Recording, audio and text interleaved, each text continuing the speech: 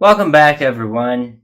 In this video, I wanted to throw the right a bone on the gun debate, on the pro-gun people. I wanted to throw them a bone. Ultimately, okay, so yes, I'm a liberal, but when it comes to the gun debate, I'm neutral.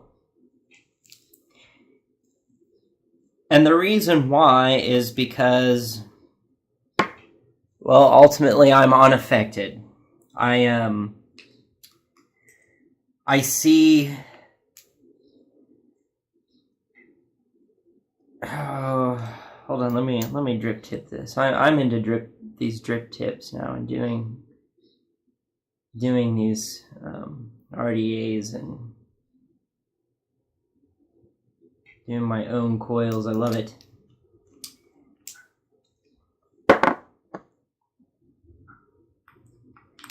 Now, for this, I did want to make a diagram, kind of a philosophical diagram.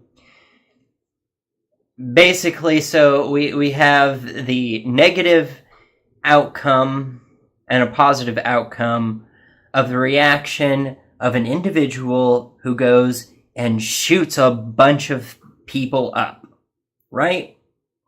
Okay. So we'll say that the negative outcome is X, and the positive outcome is Y. And then we have all these other variables assigned to family values, entertainment, and all the other stuff that all the other people blame. Well, that the left predominantly blame. And the right partakes in blaming things as well, like music and entertainment.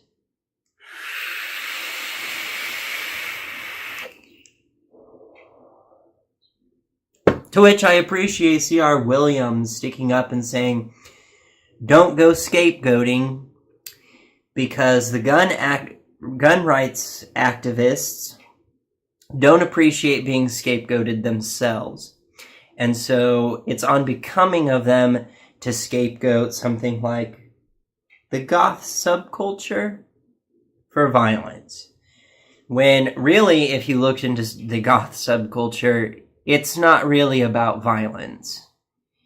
It is a sister to punk, but goth is more, the world is twisted and cruel and fucked up, and it makes me sad. And it's a little bit different than emo, and I think the goth subculture, well, it's not sub, it's counterculture. The goth counterculture is a little bit different. It is a little bit harder to define, I think, than punk. Well, I don't know. Punk is becoming hard to define because of all the various subcategories of punk. And there's something else that happened in the punk counterculture where it got subculture recognition. So now you have pop punk muddying up the water. And goth has never made it to mainstream, and the goth counterculture has refused to let it. We like to exist as bizarre and odd, and that's the way we want it. I digress. So the gun debate. So the right says, and I'm just being extremely what's the word? I'm very, very much grossly oversimplifying the arguments here, and I understand that. I was going to do this huge graph or like a chart of outlining the different arguments and turning them into variables and showing the equations of it, because every single equation equals X or Y could be the outcome. You always have all these variables that contribute to the negative or positive outcome. The positive outcome in which they don't go up and shoot a bunch of people up. The negative outcome of which they go and they shoot a bunch of innocent people up. But every single list of scenarios and variables always equals both a chance of positive and negative outcome. And so I hear the right proclaim, and like I said, this is very gross oversimplification, and I know that, but for time's sake, I'm just going to do it. So the right says, I need guns to feel safe. My stance is crime rates are continuously dropping, not going up. Why? And the left says, well, we need to get rid of guns because I don't feel safe. And to which my response is, again, crime rates have been going down over the years, not up. Why? But the left's inevitable response is interesting because their response is to get rid of guns. And essentially what that will do is it will make it harder for the criminals at mind that have done this, that have gone on mass shooting sprees. It'll make it harder for them to obtain the weapon, is the philosophy behind that. And that is true. It'll make it harder for them to obtain the weapon. But the fear is that we will push, and it will inevitably be pushed underground. There will start an underground market for weapons. Whereas right now there's an underground market, but guns are legal, so they have all these serial numbers attached to them, and it's easy to trace who the owner is. And so that works out in the favor for both the left and the right, actually. And I think we should keep it that way. So if somebody uses a registered firearm irresponsibly and ends up murdering a bunch of people, we can trace the serial number of that and look at ballistic reports and stuff like that, and it's actually like a fingerprint, and we know who owned that gun, where that firearm came from, and then we can trace who stole it or who has it, blah, blah, blah, and we can try the person and convict them. But so really, I think it's the neutral liberals like myself that look at it and go, well, taking away rights, liberties, and freedoms is still taking away rights, liberties, and freedoms, and I don't want to do that because it's highly authoritarian and that's big government. And I do like the support of the right to be able to form a militia in the United States should our government ever be overthrown by a dictator.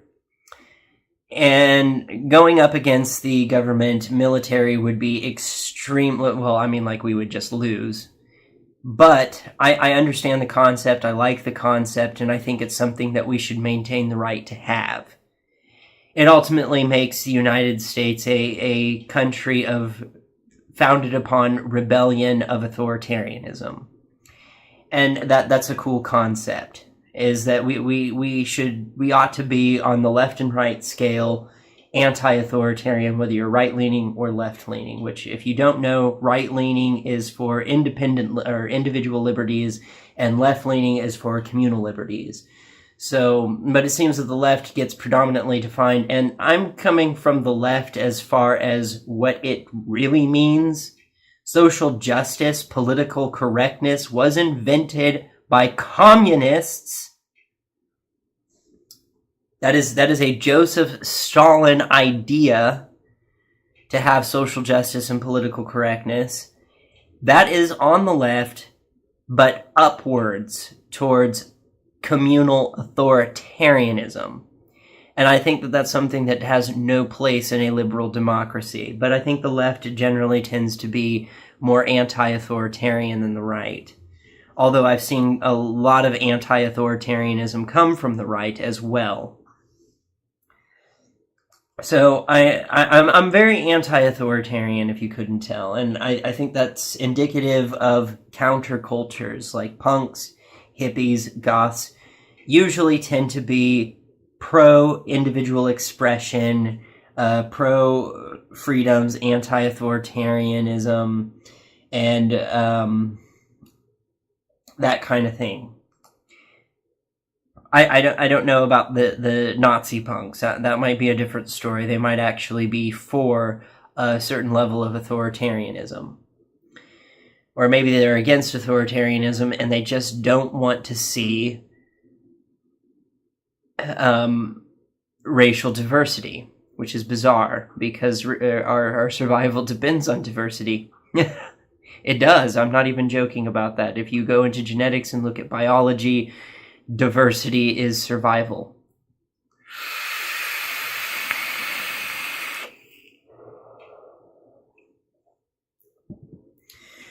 So, if I get time to make the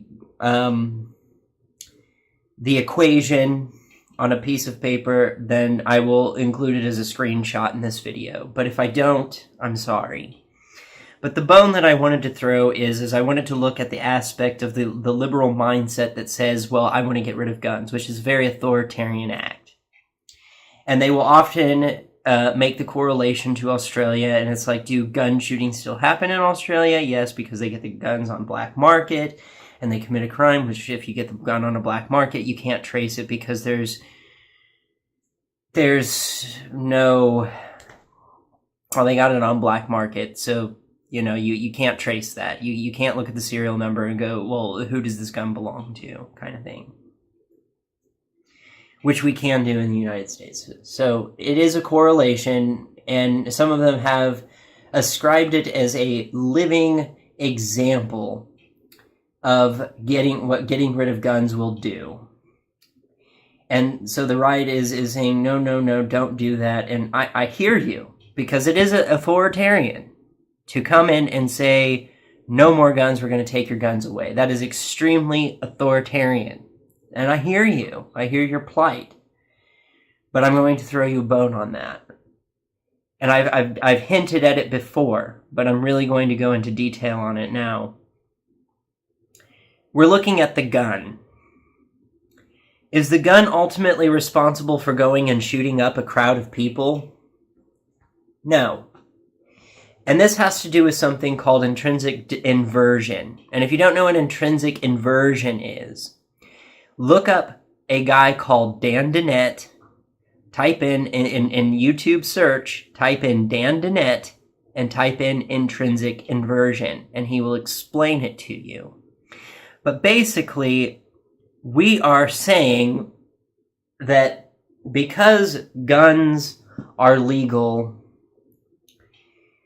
this is what is causing this person that has come to the negative outcome to go and shoot a mass amount of innocent people. Okay. It's not the gun. Like, you can get rid of the gun, and let's replace it with Molotov cocktails. Let's replace it with homemade bombs. Let's replace it with a gun that they bought on the black market, which if they buy it on the black market, it won't be semi-automatic. It could be fully automatic, which, to my understanding, is illegal already in the United States. I'm not sure. Honestly, I'm not that hip on it, but I can tell you this from a philosophical standpoint, looking at the gun is a mistake. You could stare at a gun and the molecules of it until you were blind, and you would never find the answer of what it is about the gun that causes the person to go out and commit an act that is an atrocity. You will never figure that out looking at the gun. By getting rid of the gun, you are only limiting the person, the individual, of their options of what they could use to commit the act of atrocity. The real question is why they are committing the act of atrocity. That's the real question. We could look at the entertainment industry until we were blind, and we would never figure out why, because the entertainment industry as we know it, there are many people that watch and consume the same entertainment resources and don't go out. And like I said, for all of these different variables, we always come out with an example of the positive outcome, which is that they do not go and commit an act of atrocity, and then the negative outcome, which they do go and commit an act of atrocity. So it's not the entertainment industry. And if it's not the weapon, then what is it? Well, in intrinsic inversion, if you want to find out why something is sweet, because glucose in itself is not sweet. In fact, if we are capable of looking at the brains of other animals, we happen to know that cats do not have the sensation of sweet. Chocolate and sugar and things that we find sweet are not sweet to a cat. We know that. How do we know that? Because we've looked at our own brain. And that's where the problem lays. If you want to find out why chocolate is sweet, you have to look inside the human brain. So if we want to find out why these people are going and committing these acts of atrocities,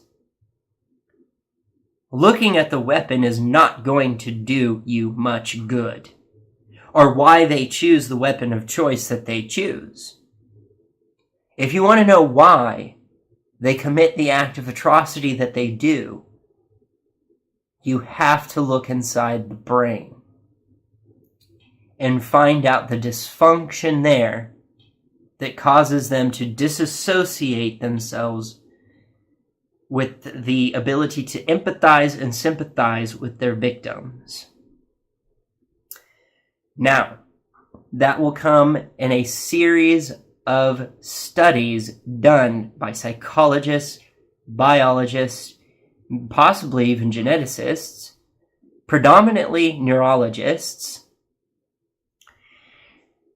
And in doing so, if we found the part of the human brain that gets dysfunctioned to the point where a person goes and commits an act of atrocity, where they shoot a mass amount of innocent people, this will not just help your gun debate in proving that it's not guns that are the problem, but it'll put humankind, as far as psychological understanding, way ahead of our game. Because I would be willing to bet that the dysfunction in the human brain that causes a person to trigger and snap and essentially go and shoot a mass amount of people is a dysfunction in the brain that is responsible for other dysfunctions as well. And at the state that we are at in pharmacological studies, in neurological studies and psychological studies, we are at the brink of starting to find things that alter brain chemistry so that they don't treat the symptoms of things like depression and mood disorders or things like PTSD, but they cure them. Now, if we're getting to that brink and we discover the part of the brain that causes this atrocity, these types of atrocities, these mass shootings, we will unlock a part of our psyche, of our psychology, that will put us, not just give you a way out of this gun debate to keep your guns, that there is an actual dysfunction in the human brain that is causing this. But we can start working on a way to identify it, to predict it, to measure it, to catalog it. So not only will it help your gun debate, it will help society out. It will help humanity out in its entirety. And this is something that the NRA could do, is sponsor through donation to get neurologists, psychologists, biologists, maybe even geneticists, I don't know, criminologists, to study the neurological activity and the psychological behavior of these people, to understand what part of the brain has malfunctioned, to understand why it's malfunctioned, to ultimately measure, control, predict, and replicate If we can do that, and if we're already on the cusp of being able to cure PTSD, to stop PTSD from even happening, and we have discovered that small doses of ketamine can do that. Not enough to be intoxicating and mind-altering. Well, it is essentially mind-altering, but I can tell you SSRIs are terrible. They're horrible, and they have very, very disgusting side effects that are not worth it. It is better, in my opinion, of somebody who has a mood disorder. I have bipolar type 2. I would rather use, I forget what it's called, but you use psychology and your understanding of it to divert yourself away from that thought process, to basically manage it. It's a psychological management control therapy is what you're looking for, not SSRIs. SSRIs do horrible things to brain chemistry, including making you unable to feel romantic love. So we're finding newer medications out there that are not SSRIs, that do different things to the brain, that can actually stop PTSD, that can actually literally treat depression, maybe even possibly cure it. And on that type of cusp of innovation and understanding of psychology and neurology and brain chemistry, if we could find what is triggering these individuals to go out and commit these acts of atrocities, because I guarantee you it's not entertainment, it's not music, it's not television, it's not video games, it's not the weapon of choice, which just happens to be a gun. It could be, there's a multitude of weapons they could use. And if they use any other weapons, we don't talk about decriminalizing them or criminalizing them, because they're already usually criminalized anyway. What we want to do is we want to find out the part of the brain that has malfunctioned and why, and how to measure it so we can predict when it will happen and take steps to make sure that that person does not go out and commit acts of atrocity. And this is something that we might even be able to find in infancy. So my suggestion to the NRA and to other gun advocate associations out there, because the gun debate will never end until it's either made illegal or you do this. You find the part of the brain, and like I said, you can do that by creating a fund sponsoring neurologists and scientists, essentially, well, psychology is kind of science-ish. Not really a science. It's the study of human behavior. But essentially, fund a research program to find out what is causing people to do that. So the people who are the perpetrators of the act, you need them alive. We need to understand their brain. We need to understand their neuroconnections. We need to understand their part of the part of the brain that has malfunctioned, to where they're no longer able to empathize or sympathize. You can do that, then you can show people it is not the gun. It is a malfunction in the brain.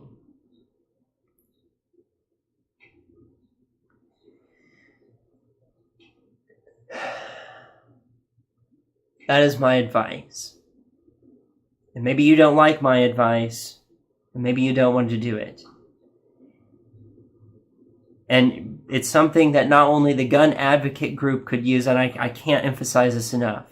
It's not something that you could do to advocate to keep guns, because as long as people are using them safely and responsible, there is no problem, is there? We all know that. I think we can agree to that. And I think we can agree that somebody who's emotionally unstable should probably not have one. I think we agree to that. But if we could find why the Texas shooting that happened, the shooting that happened in Florida, if we could find the part of the brain that has malfunctioned, it won't just help you in your cause in defending keeping gun rights.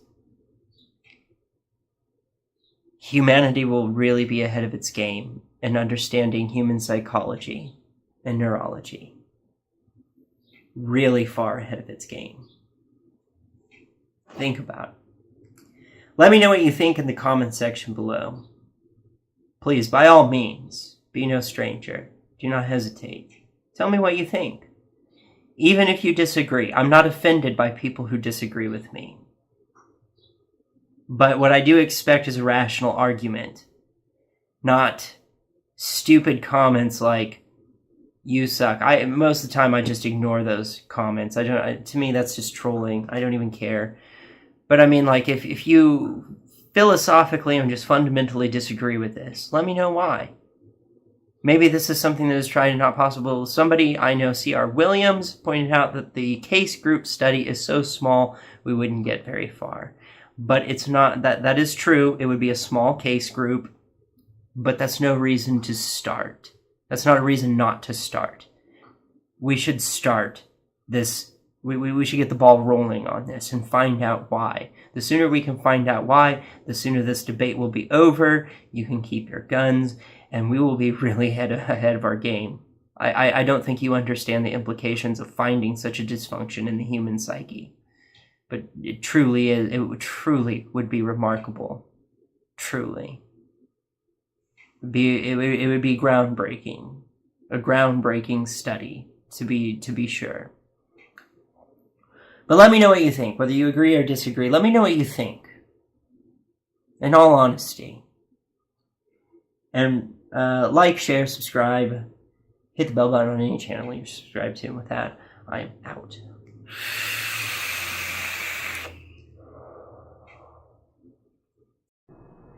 I would just like to let everyone know that this actually is a study that has been going on, so really the appropriate term would be a continued study. And it doesn't necessarily have to be monetarily promoted, but maybe promotion otherwise, like raising awareness and telling people about it and using that as your debate platform instead of what has been previously tried, because clearly it's not working.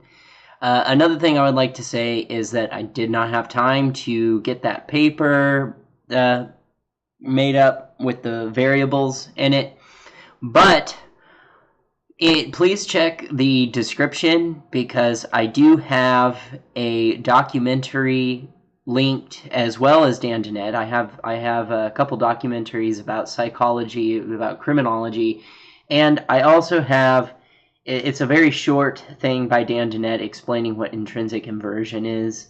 So please check the description below. Thank you.